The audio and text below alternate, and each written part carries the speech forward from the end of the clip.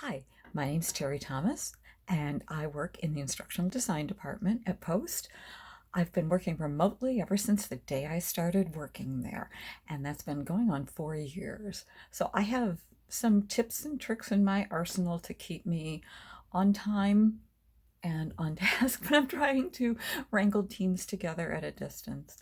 Um, if you follow me on Instagram or on Facebook or on Twitter, I'm going to do little daily videos, 30 seconds at the most each, telling everybody, just giving them a tip for the day of something that they can try. So to follow me on Facebook and Instagram, you just look for Terry Thomas. To follow me on Twitter, you will look for Teresa, Teresa Thomas, one, all one thing, and follow me, and you can get little updates that way. So here's my first big tip for today.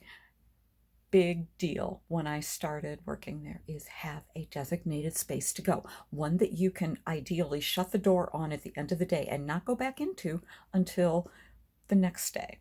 That will make your sanity level and your pressure level be much less than if you're working from your dining room.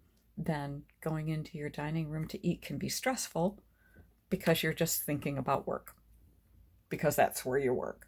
So if it's possible, even if it's just a little corner, partition it off, do something just to make it a room of its own. And that's my number one tip for getting started working remotely.